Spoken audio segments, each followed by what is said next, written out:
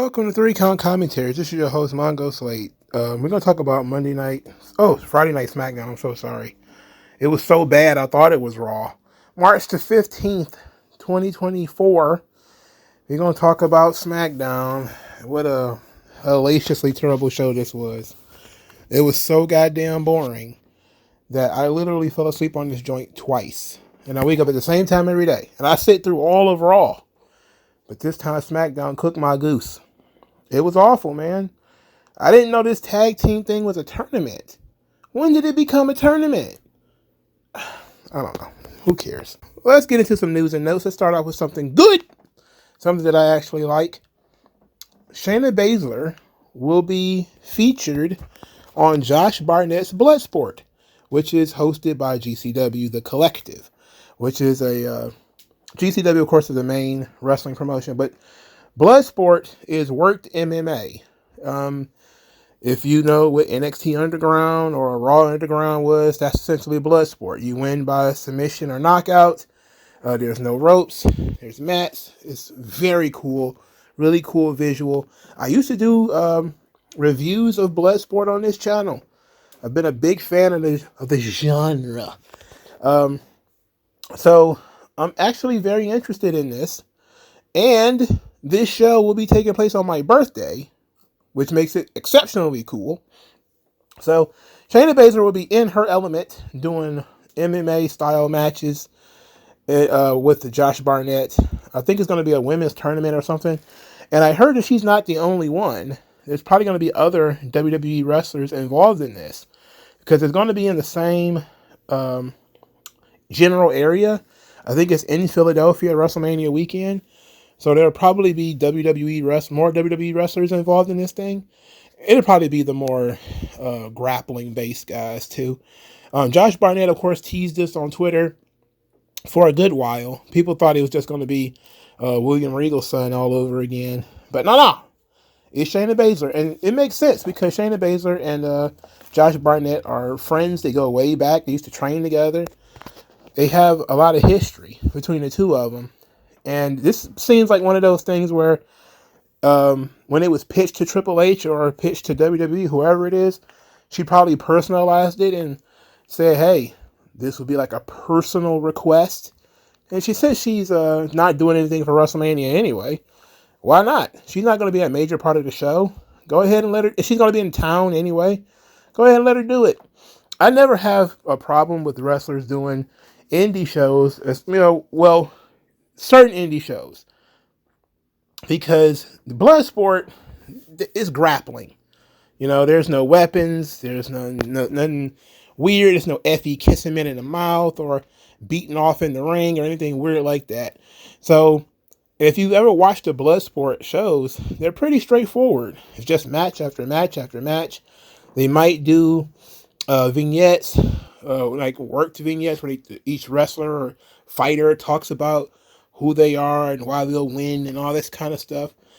And to me, it is the natural progression of pro wrestling to go into the almost worked MMA style stuff, which seems to be a direct, like if you look at the lineage of combat sports, you got wrestling as the oldest sport, and then boxing kind of cuts out somewhere, and there's all the different kinds of boxing and all the different rules. And then on the other side, you have wrestling, and wrestling kind of goes, then it's pro wrestling on the side, and everybody knows that's a work. But it's supposed to be legitimate and sporting and all this sort of stuff. And then from there, you get worked mixed martial arts. And, Shudo, UWF, Pride to a degree, certain elements of Pride. Let's not offend the people who are very into Pride. But there's a lot of worked MMA. It seems like it comes from that same tree. So for me, it works. I like it. And the matches are, especially if they're kept short, they can be really fun. Especially if they're short and hard hitting. And the grappling's decent. It could be really fun. So I'm okay with Shayna Baszler working this Bloodsport thing. I think it's fun. I was going to watch the show anyway, but now I'm very interested in who they match her up with. I believe Marina Shafir from AEW will also be in it. Marina Shafir also competed in a Bloodsport event. I believe the last Bloodsport event she was in it. I'm not entirely sure. But these Bloodsport events are usually very good. I believe the main event of this event is Moxley Barnett 2, because Barnett won the first one, and so Moxley will probably win this one. And you've probably seen that video of Moxley getting choked out at a jiu-jitsu tournament, which is humorous. It's humorous. I never, dog a guy for getting beaten in a legitimate competition. But, when he said death jutsu, he meant his own death. Anyway, that's going to be very cool. I'm going to enjoy this. Definitely going to watch that show now, because I want to see how they, bring this Shayna Baszler thing in. And it seems to be Shayna Baszler's natural element. She sucks at the WWE style, but at this worked MMA stuff, she might actually be very good. All right, I believe they announced The Rock's grandma for the Hall of Fame. She used to co-own a wrestling promotion in Hawaii, which, most people did not tell folks. They're like, why are they putting The Rock's grandma in the Hall of Fame? It's like, well, she used to own a wrestling promotion, and she used to be a major wrestling promoter for a short time. Yeah, the Samoans, they used to own a wrestling promotion in Hawaii. So there you go. But not a lot of noise for The Rock's grandma. Not a lot of noise for Thunderbolt Patterson either, who also was announced for the Hall of Fame this week. Thunderbolt Patterson is one of the guys that has not been mentioned a lot. Not many people know who he is. Not many people know that Dusty Rhodes borrowed a lot from Thunderbolt Patterson. And he is still alive, and you can go back and look at some of his promos especially, and learn a little bit about him. I believe his promo is going to be very fun. A lot of people know him for his political opinions. For instance, he's been a major supporter of unionizing pro wrestling, and I'm not a big fan of that, but I'm not going to go off on a crazy union rant again. But he was also, I think, blacklisted from the NWA for the whole union thing. But when you talk about the NWA, you're talking about a company, an organization, an institution that was essentially trying to monopolize the business and was sued many times for doing so. And, WWE's also been sued many times for the same thing. So, but at least WWE is one promotion. The NWA was basically like a collection of promotions that somehow managed to gain a lot of authority. I shouldn't say somehow. There was legitimate reasons to how they did it. All right. So, one last note. The Rock did a 10-minute promo on Twitter, which is becoming a weekly thing as he starts doing promos on Twitter. This week was essentially The Rock previewing his promo on Smackdown. So if you watch Smackdown, you don't really need me to go over this promo again. So The Rock has remixed his theme for Smackdown with even more electric guitar. Super electric guitar-ish. I like it. I like the remix. It's not bad. Now this following segment was the first 20 minutes of this program. It included The Rock singing, The Rock reminiscing, The Rock threatening. It was very interesting. I'm going to try to wrap this thing up pretty quickly. So The Rock, of course, talked about starting his career in Memphis as Flex Cavana in the USWA. Said that, so he called Memphis home. He didn't even diss Memphis. Not really. Then he said he was going to do something. He was going to sing a song. He decided to sing a song for Cody. Sing a song for Seth. And he sung a blues record, which makes sense. They're in Tennessee. They're in Memphis. So The Rock basically just took a lot of jabs at Cody and Seth. Talked about Dusty using cheap condoms. That's how Cody got here. And Seth's wife is more popular than he is. And the Cody crybabies can only have sex if they pay. It was entertaining. It probably went a little too long, but it was entertaining. Then he starts cutting a legitimate promo, which is basically a repeat of the 8-minute joint he did before, where he says, he wasn't mad that Cody smacked him because, he finally saw that Cody had some balls. Finally, that Cody was standing up for himself. But then how does he follow up? He followed up by crying like a little biatch. And that Cody's mama's going to learn who The Rock is in ways that she wish she hadn't. And that he's going to beat him. He's going to make Cody pay. He's going to make the family pay. He's going to make Michelle Rubio pay personally. Then he said that he's going to take that belt he's got. He's going to whip Cody with that belt. He's going to rip the skin off Cody with that belt. Then he's going to give her the belt and say, what can I say? You're welcome. Which was a huge pop moment. Everybody was like, oh, he's singing Maui. Oh, Jesus. I was like, yeah. I actually watched Moana. I don't even like Disney movies. But, I forgot. Somebody talked me into watching Moana, And so I watched it. And it reminded me why I don't watch modern Disney. Let's put it like that. It's not fun. Not entertaining in the least bit. Why would you, if you know it's your family's history to put flat bricks or whatever on top of this thing, would you put like a big boulder so that nobody could put anything on top of it? Like, the point is you're standing on the shoulder. No, never mind, let's move on. So The Rock cut a 20-minute promo. It was fun. He eats up a lot of the show. 20 solid minutes is a lot. Not a lot of bleeping this week. No Die Rocky Die this week. So it was okay. I always have fun with The Rock. It seemed like he's just hitting all of the greatest hits though. That might be the only criticism I have is now we got The Rock. He's out here singing again. He wasn't playing the guitar this time. Instead, there was somebody with a harmonica and somebody else was playing the guitar, which is, I feel cheated. The Rock should have played the guitar. Now we got to get into this absolutely dreadful show. This show was dreadful. It was essentially the tag team stuff, Latino stuff, and Bailey, which is Latino stuff. So, the tag team championship, 8-man, 12-man thing, is a tournament. So, you have to win a match. And you're not in if you win that match. You have to win another match and then win the final to get into the match. How many teams are involved in this thing? This is a disaster, bro. This sucks. Oh, my God. I don't even know how this is going to work. How many tag team matches are we going to have to sit through? I already saw what's on the slate for next week, and I'm not happy. I'm not happy with what I saw tonight.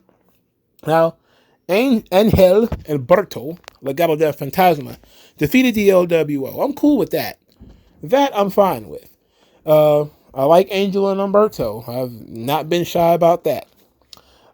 Later on, however, Santos Escobar defeated Dragon Lee.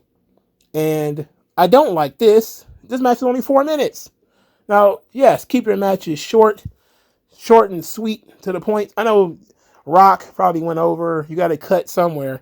The only reason I was upset at the length of this match is because of the length of that goddamn Pretty Deadly Tyler Bates Pete Dunne match. We'll talk about that in a second. But because we got to tie all this stuff together. So Santos Escobar defeated Dragon Lee, which makes Dragon Lee look like a chump. Then he got jumped by Legado del Fantasma. Carlito tried to save him. Then he got jumped. So now he looks like a chump too. And Rey Mysterio walked gingerly out there. And the heels didn't run. They didn't do anything until Rey got in the ring. Then he beat him up and they dipped off. And then Rey challenged Santos Escobar to a match next week. They really need to do a mask versus hair match. They need it. Otherwise, just throw the shit in the garbage. What is the point of this? This is just endless fighting. I don't even know what they're fighting over anymore. Okay, they're just fighting every week. The Latinos are fighting. It's like every week they're fighting. I don't even know what they're fighting over. We have strains. This has been going on since November. It's March. It's been going on since October. There's no championships. These guys are having random matches. There's no stakes. There's nothing being gained. There's nothing being lost. There's nothing. It's just random fucking, and it's the same fucking match. It's not like they're having street fights and cage matches and yada yada yada where you can mix it up a little bit. No, it's just match after match after match. I felt like I've seen Santos Escobar beat Dragon Lee in short amount of time 4 times in this period. And I'm pretty sure that Humberto and Angel have beaten have beaten the LWO. They can't beat themselves. Well, they could, but they ain't fit for television. And so LWO, they beaten them guys 100 times. This shit is boring. Where are we going with this? Where's the escalation of the stakes? What's happening here? And now this is about to be like the 3rd or 4th Rey Mysterio Santos Escobar match. And we're not even doing it at WrestleMania. We're doing it on television. Which I guess is fine. But for what? How are we going to end this? How is this ever going to stop? I don't know. The only way that this will make sense is if you up the ante. I would do a 6-man match, hair and masks on the line for everybody. That's what I would do. Everybody in Legado del Fantasma nobody wears a mask, but it has to be hair. And everybody on Ray's team, Ray's mask, Dragon Lee's mask, and Carlito's hair. And that's the match. All right. Masks versus hair. We should do that 6-man tag. Anything goes. Go for it. And I think people would legitimately give a fuck about this match then. Instead, we'll probably get some Rey Mysterio, Escobar street fight or something stupid like that. Which I don't think anybody cares about and sounds mid-card to the motherfucker.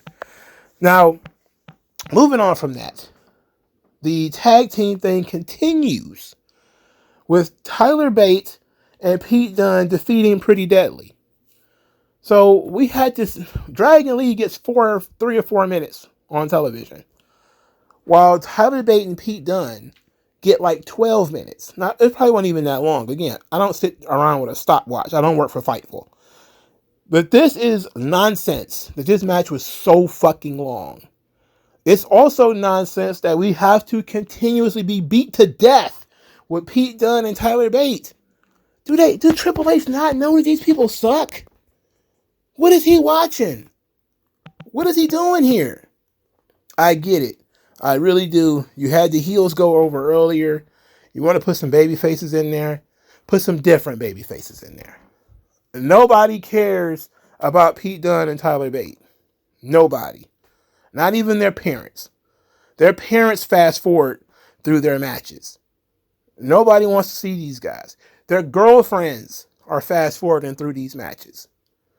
If they had kids, which they probably don't even have sex, but even the kids will be fast forwarding through these matches. They rather watch Coco Melon than watch this shit. Nobody wants to see these people. These people are not aesthetically pleasing. I don't want to see them on TV. Put them on Main Event, for God's sakes. Put them on Level Up. There's people on Level Up that I would rather watch than watch fucking Tyler Bate and Pete Dunne. Jesus Christ. Moving on from that. LA Knight, he came out there to cut a promo because he's still pretty peeved at AJ Styles. He's dared AJ Styles to come out and humble him. AJ Styles did not show up. He says that AJ Styles is not big enough for this ride. Called him Napoleon AJ. Then challenged him for a match at WrestleMania. Says he can't get him to show up, but he knows somewhere where he will show up. He's going to show up at WrestleMania. Then AJ Styles assaulted LA Knight, attacked him from behind with a steel chair. Did the old sitting in the chair with the bar across the throat and accepted his challenge. Okay. This is not bad. I think we all saw this coming. It's pretty simple. It's maybe a little too simplistic how we got here, but simple is better. Simple is better. It ought to be really good though. I'm looking forward to LA Knight versus AJ Styles. It feels like a Smackdown match. That's going to be smack dab in the middle of WrestleMania, but at least LA Knight's going to be featured on the card, and AJ Styles is a top guy. and he's probably on his last legs. So it'll work out fine, I think. And I think they're going to put together something really special. Logan Paul wants to know what the punishment is for Randy Orton for ruining his sponsorship deal. He thinks Randy Orton should apologize. Nick Aldis thinks that Randy Orton needs to be made to apologize to Logan Paul by Logan Paul. You need to go ask yourself. Which leads us into the next match. Grayson Waller catches an RKO, loses to Randy Orton. This, of course, is followed by our weekly reminder that Austin Theory is a fucking idiot. He gets beat up by Randy. Then Kevin Owens comes out there. They continuously beat up Grayson Waller and Austin Theory. Austin Theory takes a stunner, jumps from the stunner into the RKO. It's some completely cartoon shit that, I mean, if you're going to get made a fool of, you might as well go out in flames, right? You might as well just go out in flames if you're just going to get shit on. Just go out in flames. Fuck it. So then Nick Aldis comes out and decides Logan Paul's opponents for WrestleMania is both Kevin Owens and Randy Orton. So it's a triple threat match at WrestleMania, and I flipped the table. Legit. I just legit flipped that fucking table. Fuck this shit, man. This is terrible booking. This is terrible. Kevin Owens couldn't be less inspired. What is with Triple H's fucking love of Kevin Owens and Sami Zayn? You know, like Sami Zayn, I like Sami, you know. His political opinions could be very annoying, but I like Sami Zayn, generally speaking. As an underdog babyface with fire and intensity, he reminds me a lot of Mick Foley and Daniel Bryan. I like him. I just wish he would tan a little bit and get in some kind of shape. You know, stop looking like a hobo every week. He looks like he has schizoaffective disorder. But this fucking fat fool Kevin Owens, oh my God, bro. I challenge you to find somebody who is actually working less hard than Kevin Owens. I'm actually at the point now where I'm like, man, I think Eddie Kingston cares more about the business than Kevin Owens. I mean, Kevin Owens just comes out there with no fire, no intensity, no reason to exist, no will to live, nothing. He just comes out and just been beating up these same three guys for like 3 months. This has been going on for a while. You know, it's absolutely ridiculous. Enough's enough. It's like, enough's enough, man. This Kevin Owens thing, he need to take a break. He need to go on like a 3-year journey around the world. You know, and either go to AEW or something. He needs to get the fuck out of here. He sucks. He's getting on my nerves. I really wanted Logan Paul versus Randy Orton. If Randy Orton cannot work singles matches, then put him in the fucking tag team division. This stuff is not working for me. I hate triple threat matches. This is so dumb. Ugh. Anyway, moving on. Let's just move on. What's left? Jimmy Uso. He responded to Jay, and which was probably one of the most unhinged promos I've heard in a while. He was very animated, as you could say. So he said that he raised Jay, that before he was the main event, before he was the longest reigning tag team champion, he was his little brother. You know, I took you everywhere. You follow me everywhere. And then he accepted the challenge. It's odd that they didn't put any dramatic elements around this, such as Jimmy saying no first and then making Jay work for it or anything like that. It's just as soon as Jay made the challenge, Jimmy accepted it. You know, it's like, we could have drugged this out a little bit. We could have teased it a little bit more or whatever. But I guess they slow rolling everything else. They figure, let's just get this one out of the way, you know. But Jimmy is a hilarious promo. I'm not saying he's a good one. I'm saying he's hilarious. He's at least animated. If you're going to cut bad promos, at least they should be animated and they should have personality. And Jimmy has that at the very least. Jay do too. You can have shitty promos, but if you got shitty promos but they're animated and you got enthusiasm, people will remember them and they'll give you a pass.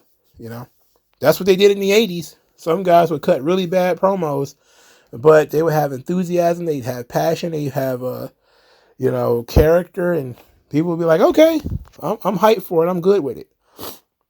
Main event of time. Damage Control.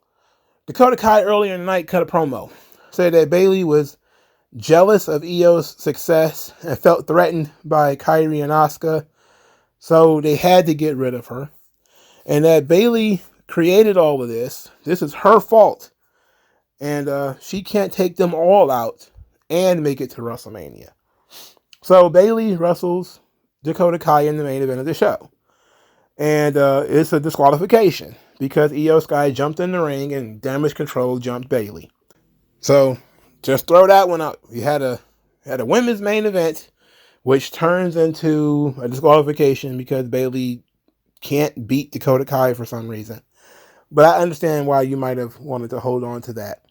Then Naomi tries to save Bayley. She gets her ass kicked too. So no heroes here. Naomi doesn't even get to stand tall at the end of the show, for God's sake. The crowd is chanting EST, EST. They ready to blow up. This is Bianca's home state, by the way. And do they get Bianca? They do not. They do not. Bianca Belair does not come out there to help Naomi. Now, it makes sense storyline because last week she said she didn't understand why Naomi felt bad for Bayley and that she didn't feel bad for Bayley at all. So instead of coming out to help Naomi, she didn't do anything, which, okay, fine. But you had the crowd just primed and ready for it. You should have sent somebody out there to do something. But whatever, I guess we're trying to put heat on Damage Control. All these generic brawls and the generic disqualifications and stuff like that, it can be a bit excessive, so I don't think anything was really achieved in this moment in time, but whatever. SmackDown was terrible. All right. It was just not good. The Rock segment was fun. Jimmy Uso's promo was fun, but I have to sit through New Catch Republic. Like, come on, bro. Like, let's just be real here. Randy Orton wasting his time in matches against Grayson Waller. It's a waste of time. The build for WrestleMania is just kind of slapdash. I still think that they're going to end up with Naomi and hopefully it's going to be Naomi and Jade Cargill. I didn't pitch that idea before, but I think that's probably what it's going to end up being. It's not going to be Bianca. It's probably going to end up being Jade. On this episode of SmackDown, there was no Braun Breaker, which it could have used. There was no Tiffany Stratton, which it certainly could have used. I don't know what they're doing. Why would you book this show and you booked New Catch Republic and you booked Dakota Kai to be on this show, but you didn't have time or space for Braun Breaker to just get a squash match in. I don't know, man. What are these people thinking? I get it. You don't want to have everybody on the show every week, but come on. Let's be honest here. Let's be real. This is dumb. That triple threat match took me out of it. I really don't care anymore about that U.S. title. I really don't give a shit. But let me know what you guys think. Did you guys enjoy SmackDown? If so, let me know. I'll talk to you guys later. Peace out.